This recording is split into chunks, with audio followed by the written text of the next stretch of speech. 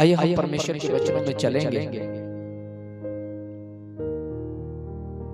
हम निकालेंगे पहला पतरस और उसका 5 अध्याय 8 वचन। एक वचन को हम देख लेते हैं पहले। सचेत हो और जागते रहो, क्योंकि तुम्हारा विरोधी शैतान गरजने वाले सिंह की नाई इस खोज में रहता है कि किसको फाड़ खाएं। यहाँ पे लिखा हुआ है सचेत हो। ये वचन किसको बोल रहा है और किस विषय पे बात कर रहा है? सचेत हो क्योंकि हमारे विरोध में एक कोई है। वो विचार नहीं है, कल्पना नहीं है, जिसकी लड़ाई जगत की उत्पत्ति से चल रही है। उत्पत्ति की किताब और उसके 3 अध्याय 1 वचन से ही शुरू हो गई है कि मैं तेरे और स्त्री के वंश में क्या कर दूंगा? बैर उत्पन्न कर दूंगा। वहीं से एक युद्ध चल रहा है, वहीं से एक इस जगत के अंदर ये बात जो घटी थी ना, ये कि मैं तेरे और स्त्री के वंश में, ये स्वर्ग की लड़ाई नहीं चल रही, ये इस पृथ्वी पे घटी थी अदन की वाटिका में। उस अदन में जिस वाटिका को खुद परमेश्वर ने लगाया था पूरब की ओर, वहां पे एक लड़ाई चल पड़ी थी, वहां एक युद्ध छिड़ गया था। और फिर जब हम यशायाह भविष्यवक्ता और उसका 14 अध्याय और यहेजकेल 28 को जब पढ़ते हैं ना, कि हे भोर के चमकने वाले तारे, तू जो कहता था कि मैं तो तुझसे भी ऊंचा सिंहासन बनाऊंगा, पर तू अब तो गिरा दिया गया है। चल रहा है ना एक युद्ध। परमेश्वर ने उसे एक ज्योतिर्मय स्वर्गदूत बनाया था और अपने बहुतायत के कारण, किसके कारण है? इस बात को समझना पड़ेगा। वो बर्बाद किस लिए हुआ था? बहुतायत के कारण, सर्वांग सुंदर होने की वजह से और बुद्धि से भरपूर होने से और सब कुछ अपने आप पे निर्भर करने के द्वारा वो बर्बाद हुआ था। वो तो था स्वर्गदूत। जब आयुब की पुस्तक उसका 38 अध्याय पढ़ते हैं ना, तो वहां पे लिखा हुआ है, परमेश्वर आयुब से कहता है कि जब मैंने इस पृथ्वी की नींव डाली तो तू कहां था, और तुझे पता है तो मुझे उत्तर दे। किसने इसका सूत खींचा, किसने इसकी लंबाई पैमाइश मुझे दी, और जो नीम का पत्थर है वो कहां बिठाया गया, किसने उसके नीम के कोने के पत्थर को रखा, तुझे पता है तो मुझे बता। जबकि जब मैं सृष्टि का निर्माण कर रहा था तो भोर के सब तारे और परमेश्वर के पुत्र उसकी जय जयकार कर। पढ़ा है क्या ये वचन? पढ़ा है क्या? जब इस पृथ्वी की, इस सृष्टि की जब रचना की गई तो परमेश्वर के सब दूत जो इबादत करने वाले थे, भोर का तारा उसको ही बताया गया है, जिसको सर्वांग सुंदर बोला गया, जिसको बुद्धि से भरपूर टफ बांसुली उसी में रची गई है। यहेजकेल 28 अध्याय जब पढ़ोगे ना तो वहां पे मिल जाएगा, उसी का जिक्र चल रहा है यहाँ पे कि वो और उसके सारे पुत्र परमेश्वर के, वो उसकी सेना इब्लिस और उसकी आत्मिक सेना जय जयकार कर रही थी। जब परमेश्वर इसका निर्माण कर रहा था, वो इबादत कर रहे थे, वो गीत भजन गा रहे थे। आज पता है इस पृथ्वी के ऊपर कोई भी चीज, कोई भी, कुछ भी बगैर संगीत के नहीं है। आप घर में चारपाई खींच के देख लेना, उसमें एक आवाज आएगी। आती है क्या? कुछ भी कैसे आती है ना? किवाड़ को खोल के देखना, हवा को सुन के देखना, मच्छर को भी सुन के देखना, जब पेड़ के पत्ते हिलते हैं तब सुन के देखना, पानी जब टूंटी से गिरता है टिप टिप को सुनना। संपूर्ण सृष्टि के अंदर संगीत है, क्योंकि रचा जब गया था इसे तो जय जयकार हो रही थी और ये आवाज वहीं से आई। संपूर्ण जगत संगीत में हो गया और यही संगीत जब उसकी बुद्धि भ्रष्ट हुई तो वो तो संगीत का ही गुरु था ना, तो संगीत भी भ्रष्ट हुआ होगा। और वो ही संगीत निकल करके आया, छनक छनक तागड़ी। ये वचन कहता है सचेत हो, तुम्हारा विरोधी शैतान इस बात की ताक में रहता है, फाड़ने वाले गर्जने वाले सिंह की नाई कि कब किसको फाड़ खाए। तो इस शब्द से ये पता चलता है कि वो कल्पना नहीं है, वो जीवित है, वो वास्तविक है, सच्चाई है और वो जीवित है और वो कहीं ना कहीं हमारे बगल में है और वो कुछ कर रहा है, क्रियाशील कुछ कर रहा है, हमारे लिए तैयार कर रहा है कुछ। तो हम मसीह में हैं, हम उस मार्ग पे हैं जो उसने उद्धार का जीवन दिया है। हम बेखबर हैं उन पापों से, हम बेखबर हैं उन गुनाहों से जो हमने बीते दिनों में किए थे, क्योंकि हमारे पाप, हमारे गुनाह, हमारे अधर्म के सब काम उसने अपने ऊपर लेकर के हमें एक पवित्रताई का जीवन दे दिया। हम चले जा रहे हैं अपने मस्त मौला बन के। यीशु की आराधना बंधनों को तोड़ देती है, इबादत है, वचन है, सब कुछ है, पवित्रताई का जीवन है। हम चले जा रहे हैं, हमें नहीं पता कि हो क्या रहा है। एक है जो कुछ बना रहा है, क्रिया कर रहा है हमारे प्रति, और परमेश्वर ने कह रहा है सचेत हो, कहां तू ठुमक ठुमक करता हुआ चल रहा है, कहां इबादत करता हुआ जा रहा है, कहां तू संगति में वचन सुनता है और आनंद कर रहा है, घर में भजन ऊंची आवाज से लगा रखे हैं। सचेत हो, वो तेरे बगल में खड़ा है। इस बात से आनंद ना कर कि मैंने उद्धार पाया है, क्योंकि तू आज भी इस जगत में एक पांव तेरा स्वर्ग और एक पांव तेरा पृथ्वी पे है। थोड़ी सी भी अगर चूक कर दी तो वो खींच लेगा। और ये वो हमें बहुत बार ऐसा ऐसा रास्ता दिखाता है, बहुत बार ऐसा ऐसा परमेश्वर के बड़े से बड़े चुने हुए दासों को भी वो भरमाने की ताकत रखता है। ऐसा लिखा हुआ है कि हो सके तो वह चुने हुओं को भी भरमा दे, वो ऐसी ताकत रखता है। वो शैतान झूठ का पिता है, वो झूठ बोलता है, वो हत्यारा है, वो वैभवशाली है, वो संगीत में है, उसके पास धन महिमा सब कुछ है, क्योंकि सब कुछ उसी में रचा गया है। इस सृष्टि को भी उसी के निर्माण के द्वारा उसे यूज किया गया है। संगीत में उसमें सब कुछ है। कई बार हम मसीह में होने के बाद में स्वप्न आते हैं ना, अगले साल तेरे लिए बहुत ही लकी है, आते हैं। कैसे पहचानेंगे कि शैतान एक योजना बना रहा है कि वो उस महिमा में ले जाकर के वहीं पे पटकेगा। स्वप्नदर्शी स्वप्न देखते हैं, चारपाई पे बड़े बड़े बाइबल में लिखा है स्वप्नदर्शी स्वप्नों को देखते हैं और फिर जोड़ तोड़ लगाते हैं। पहचानोगे कैसे? शैतान कराता है, परमेश्वर के दासों को गिराता है, करोड़ों की कलीसिया दे करके एक रिस्पेक्टफुली जीवन दे करके कि अब तो मैं मसीह में बहुत आगे बढ़ गया हूं। इतनी भीड़ ऐसे थोड़ी लग गई है, वहीं से गिराता है। कई बार घर में नौकरियां, बच्चे, घर का काम, इनसे गिराता है। और कई बार दुखी करके गिराता है। शरीर में बीमारी,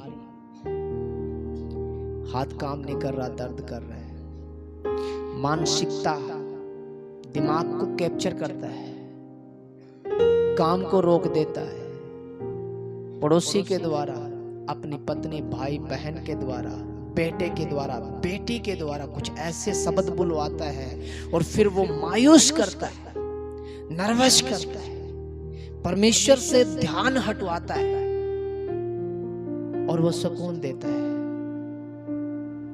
शाम को जब तू प्रार्थना करेगा सब ठीक हो जाएगा। पूरा दिन वो तोड़ के रखता है, शाम को जब तू प्रार्थना करेगा तो ठीक हो जाएगा। चल पास्टर जी को कॉल कर ले, तेरे लिए सब कुछ ठीक हो जाएगा। ये भी शैतान करवा देता है कई बार, ताकि वो उस बवंडर में फंसा रहे। उसे सुकून भी देता है, आशीषें भी देता है और मायूस भी करता है। कैसे पहचानेंगे हम उसको कि किस रीति से पहचानेंगे कि हमारा जीवन मसीह में आज स्थिर है, हम चल पा रहे हैं। उसके जीवन में और मसीह जीवन में तो कोई फर्क नजर नहीं आ रहा।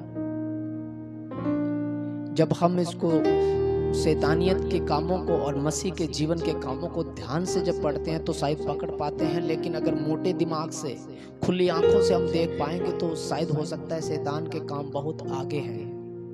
मसीह जीवन थोड़ा कमजोर पड़ता है शैतान के कामों से, क्योंकि उसमें चमत्कार बहुत होते हैं, बहुत ज्यादा चमत्कार होते हैं और पल भर में होते हैं। घुटने के बल प्रार्थना करते हैं, प्रभु ये महीना मेरे लिए इतना कुछ हो जाए, और मिल भी जाता है। और ये विश्वास दिलाता है मैंने किया है, मैं हूं यीशु मसीह, मैंने किया है। और हम कहते हैं हालेलुया, प्रभु की महिमा हो, पिछली बार मैंने पुकारा था और मुझे ये मिल गया। इस बात पे हमें विश्वास दिलाता है और मिल भी जाता है। कैसे पहचाना जाएगा, सवाल खड़ा यहाँ होता है। किस रीति से पहचाना जाएगा कि हम मसीह में हैं या नहीं? क्या हमारे ऊपर शैतान ने यीशु का लेप तो नहीं लगा दिया है मसीह जीवन का?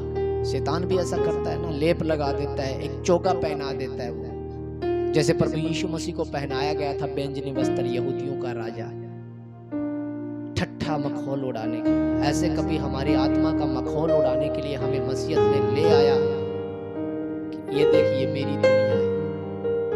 काम कौन से करवा रहा है हमसे? आइए एक वचन और हम देखें,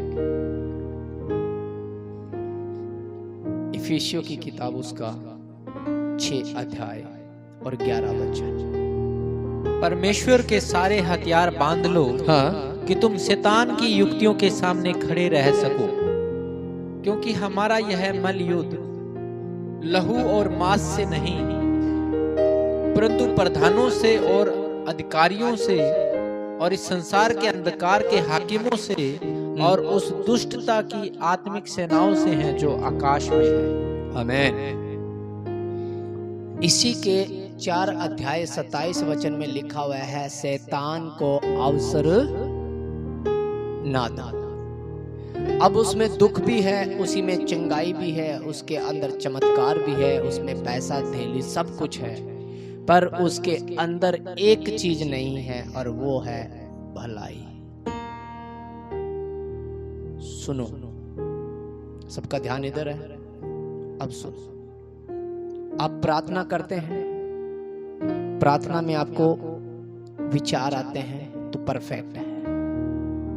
प्रार्थना करते हैं किसी काम के लिए, वो आपका बन जाता है। प्रार्थना करते हैं घर के लिए, शांति आ गई। प्रार्थना करते हैं काम के लिए, काम चल पड़ा।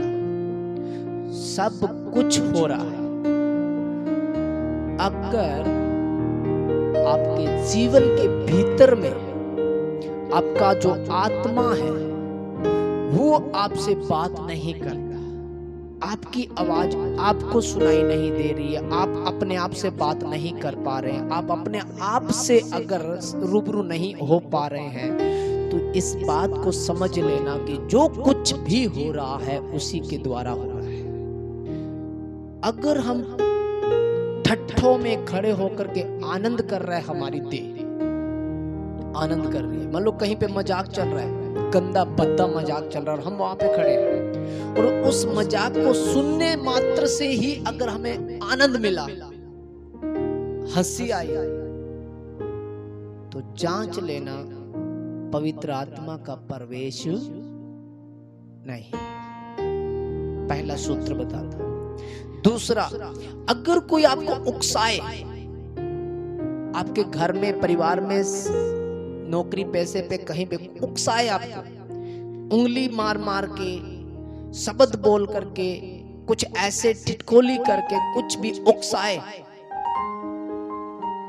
आपको, जब उकसाए कोई, तब आपके मुख से अगर भद्दा शब्द निकल रहा है और मुख से भी ना निकले, अंदर भी सोच रहे हो आत्मा में, तो समझ लेना वो आत्मा नहीं है ही नहीं। अगर आपके विरोध में कोई काम चल जाए, घर में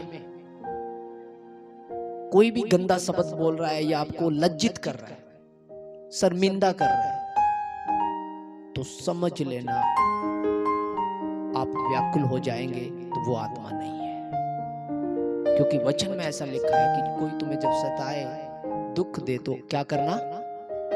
आनंद करना। और आप उस समय आनंद नहीं कर पा रहे हैं, आप मायूस हो रहे हैं, दुख आ रहा है उस बाबत जो शब्द आपने सुने, उस बाबत जो आपने अपने परिवार से, घर से, मोहल्ले से, कहीं से भी शब्द सुना और आपने उस बात का दुख किया, आपने अपनी आत्मा को शोकित किया, तो वो आत्मा परमेश्वर का नहीं। ये सूत्र बता रहा हूं मैं मसीह जीवन के, बाकी सेम चलेगा। प्रार्थना से उत्तर आएगा, नौकरियां लग जाएगी, रिश्ते हो जाएंगे, सब कुछ होगा। मसीह जीवन जो है, सच्चाई का जो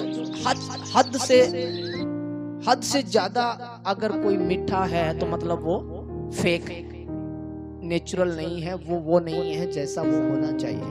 हजारों हजार शक्तियां हैं जो इस पृथ्वी पे काम करती है और उनके अंदर ये तमाम बातें हैं, चंगाई देना, चमत्कार करना, बीमारियों को ठीक करना, ये सारा का सारा काम एक जगह प्रभु यीशु मसीह से कहा था। फरीसी और शास्त्री जो धर्म के गुरु थे, जो ठेकेदार बने हुए थे, यहूदियों में धर्म गुरु हुआ करते थे शास्त्री फरीसी, तो वो कह रहे थे ये तो शैतान की सहायता से दुष्ट आत्माओं को निकालता है। तो इस बात से हमें ये संचेत मिल जाता है कि दुष्ट आत्मा को निकालने वाला शैतान की भी उपासना करके निकाल सकता है। ये हमें आहट सी सुनाई पड़ती है कि अगर दुष्ट आत्मा किसी की निकाली जा रही है, देखा होगा अपने जगत में ऐसा हो रहा है, पांव हिलते हैं, बाल खिला लेते हैं और इलाज भी हो जाता है, तो शैतान की सहायता से काम किया जा सकता है। प्रोफेसी की जा सकती है, पूरी भी की जा सकती है, क्योंकि बाइबल में ऐसा लिखा है भविष्यवाणियां है तो जाती रहेगी। पहचान तो सिर्फ एक ही चीज है और वो पहचान है हमारे काम। क्या हम सत्य के लिए हर 24 आवर्स तैयार रहते हैं? क्या उसके कामों का सामना करने की हमारे अंदर ताकत है? क्या बुराई से हम भलाई को लड़ रहे हैं? क्या जब हमारे घर में, परिवार में, कहीं भी कोई भी अगर क्लेश आ रहा है तो हम सच्चाई के साथ खड़े हैं? या कोई ऐसी आड़ तो नहीं ले रहे हैं? घर से बच्चियां भाग जाती है अपने माँ बापों का दिल दुखा करके और फिर जाकर के प्रार्थना करती है, तो क्या हो रहा है? कौन है वो आत्मा? कैसी है वो आत्मा? कौन करवाता है ऐसा? सबसे ज्यादा 90% जो क्लेश है वो घर में इसी चीज का चल रहा है और किसी चीज का नहीं। मैं गारंटी देता हूँ, रोटी की लड़ाई कोई नहीं लड़ रहा है। परमेश्वर इतनी बुद्धि और समझ सबको उसने कहा है कि तुम चिंता क्यों करते हो? जब आकाश के पक्षी खा पा रहे हैं तो तुम मुझसे बढ़ करके हो, तुम्हारे लिए मैं सब कुछ करूंगा।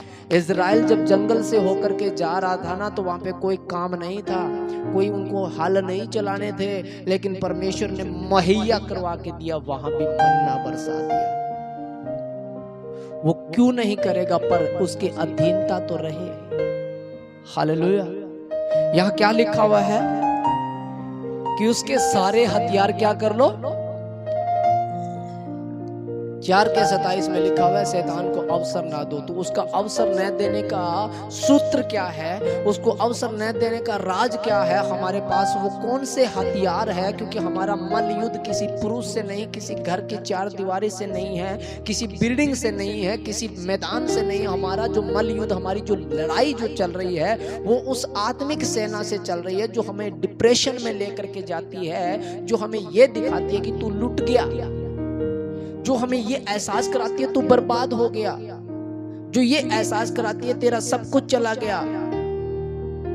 ये एहसास नहीं कराती है तेरी आत्मा नरक में जा रही है। हमारी लड़ाई उससे है जो ये कहता है तेरा बिजनेस ठप हो गया,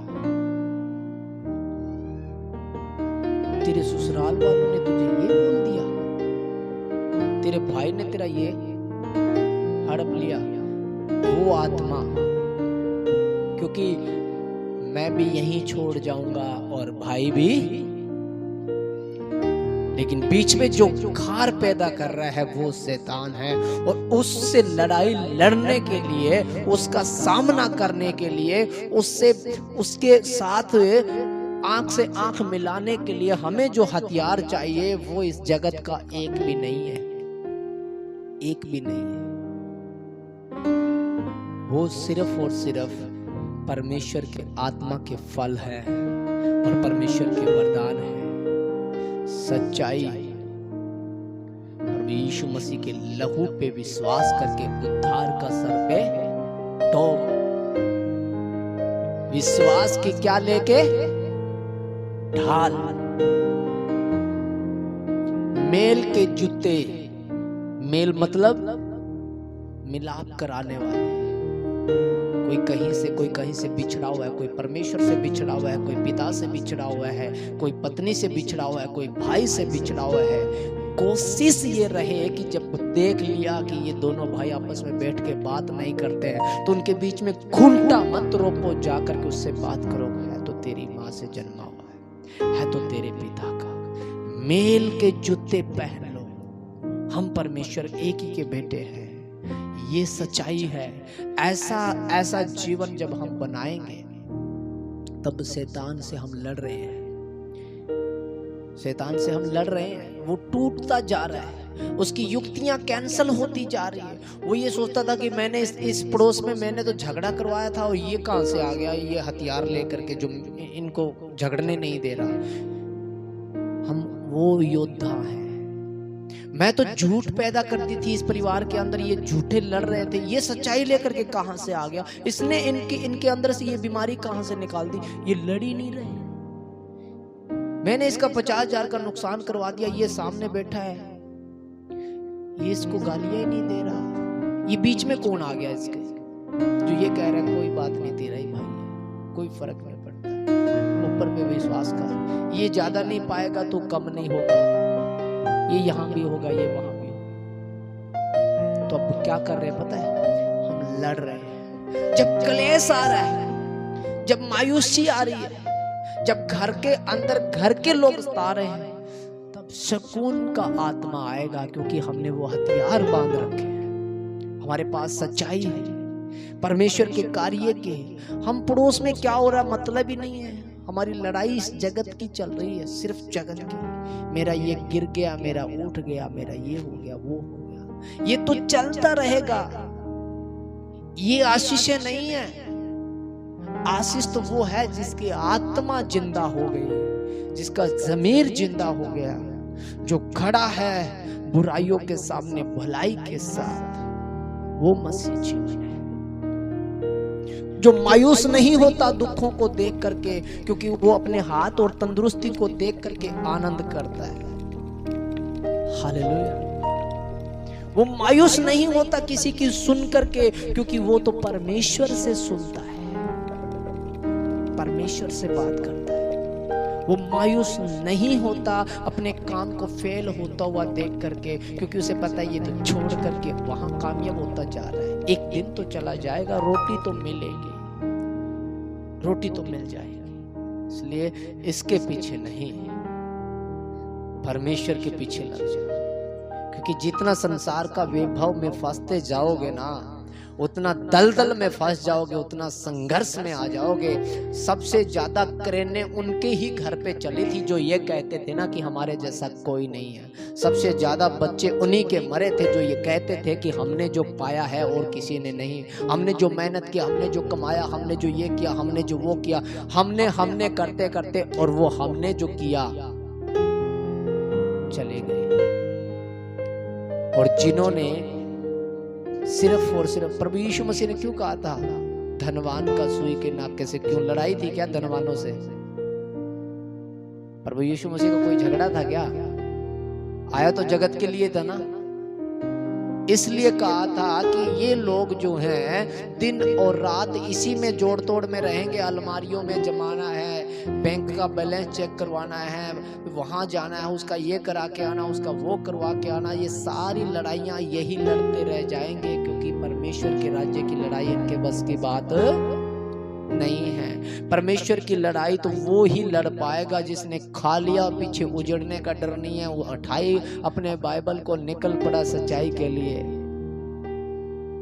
गली मोहल्ले किसी ने थप्पड़ मारा, कोई बात नहीं, एक दिन ये जल ही जाएगा, प्रभु तुझे आशीष दे। आगे निकल गया, निकल जाए। इसलिए उसने कहा था मैं कंगालों के लिए, लाचारों के लिए, बीमारों के लिए, शैतान से दबे कुचले हुए लोगों के लिए आया हूं।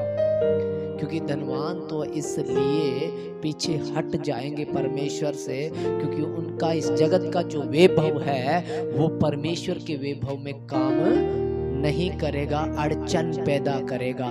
क्या करेगा?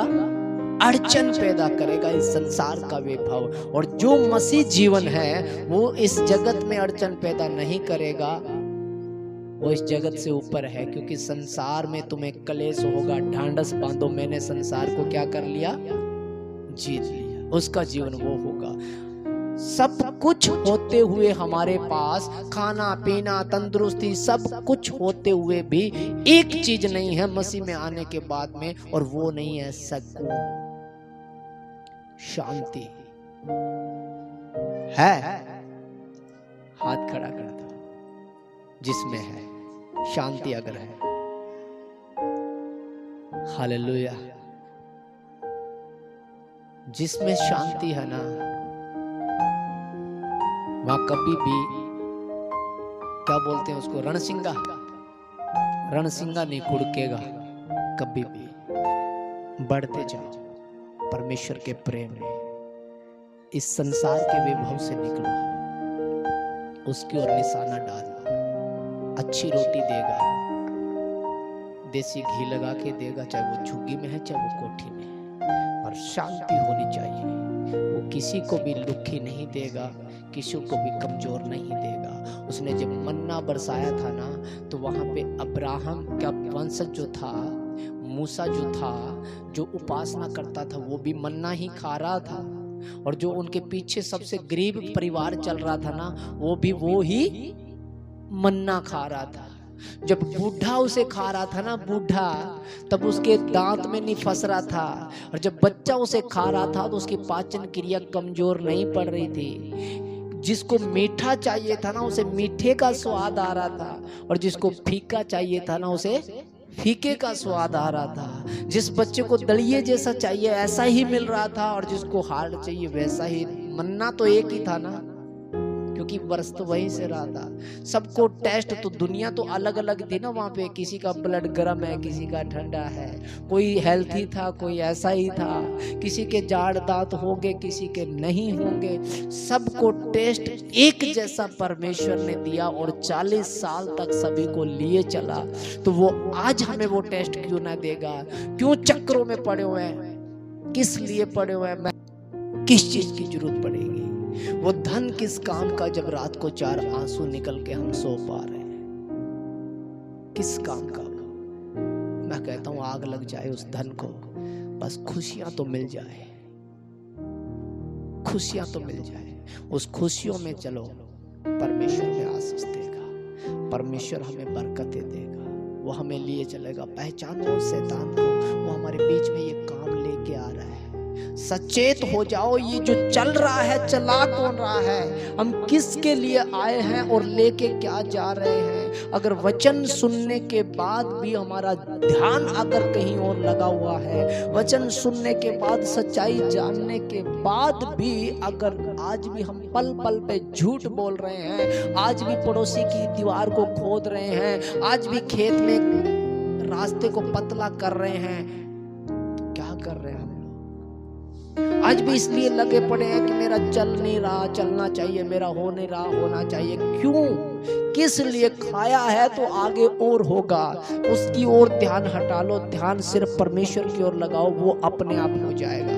पहले उसके धर्म और राज्य की खोज कर लो, तो सब वस्तु क्या होगा? मिल जाएगी। पहले उस जीवन को जीना तो शुरू करो। चंगाई मिले न मिले, आशीष मिले न मिले, पिता तेरी महिमा का जीवन मिले और मैं तेरे पास और तू मेरे पास हो। तो हमें ना शरीर पे घमंड करना है, ना धन पे, ना शकल पे, ना सूरत पे। जो भी सूरत बनाई है उसी ने बनाई है। अगर सुंदर है तब भी उसी ने, और अगर हमारी शकल सुंदर नहीं है तब भी उसी ने बनाई है। कारीगर एक है। शायद सर्वांग सुंदर होने का कारण कभी श्राप ना बन जाए, श्राप ना बन जाए। शैतान अलग अलग तरीके से काम करता है। हमारे तन के कपड़ों से भी हम फैशन की दुनिया में तो नहीं खो गए हैं, केक के चक्कर में तो नहीं फंस गए हैं। कहाँ से आया केक, किसने निजात किया, हमें कोई मतलब नहीं। हमें ये मतलब है, मेरी बुआ ब्याही हुई है ना हिसार में, वो काटती थी, हमने उसे देखा पार्टी, फिर हमने शुरू कर दिया। हम गांव में हैं, वो हिसार में है, हिसार में काटती थी, हमने घर में काटना शुरू कर दिया। फिर देखा क्या, ये ऊंचा वाला पजामा ये मेरी बुआ की लड़की हिसार में पहनती थी, हमने सिमा लिया। कॉपी पेस्ट चल रहा है। अगर पूछा जाए कि तुमने अपने घर से शुरू क्या किया, वो कुछ नहीं किया। तो घर से शुरू करना कि ये हमने शुरू किया। रोटी खाना, हाँ रोटी खाना हमने शुरू किया। घुटने के बल पहले घंटा दुआ करेंगे फिर खाना खाएंगे, ये हमने शुरू किया। ये तो नहीं किया। तो क्या किया, केक तो शुरू कर दिया। हमारा अपना थोड़ी था वो। और जब बोलता ना कि ये केक काटना, बोलो ना जी जाना पड़ता है, वो पार्टी रखी हुई है, ना जाएंगे तो नाराज हो जाएंगे। होता है ना, दे के आना पड़ेगा ना 150 बच्चे को जोड़ा वगैरह, क्योंकि उन्होंने निजात कर दिया। अब मजबूर हो गए। कॉपी पेस्ट नहीं करना, हमने प्रभु के पीछे चलना है। खुद की आत्मा किस बात पे गवाही देती है वो पहनो। खुद की आत्मा किस बात पे शांति देती है वो खाओ। खुद की आत्मा में सुकून कैसा, वैसे शब्द बोलो। और वो ही चीज देखो जो ठोकर ना खिलाए, चाहे वो टीवी क्यों ना है, देखो वही जो ठोकर ना खिलाए। टीवी देखना बुरी बात नहीं है, मैं किसी को नहीं कहता कि बंद कर दो, पर वो शब्द, वो कहानियां वो मत देखो। जो नाटक में अपने जीवन को व्यतीत करता है उसके जीवन में नाटक होगा। जो ड्रामे में व्यतीत करता है उसका जीवन ड्रामा होगा। और जो नौटंकियों में अपना आनंद बनाता है वो दुनिया के साथ नौटंकी ही करेगा। क्योंकि मैंने देखा है, जो कैरेक्टर हम देखते हैं वैसा जीवन बन जाता है। जानो उस आत्मिक जीवन को और उस पे चलना शुरू कर दो। प्रभु आप सबको आशीष दे, बरकत दे।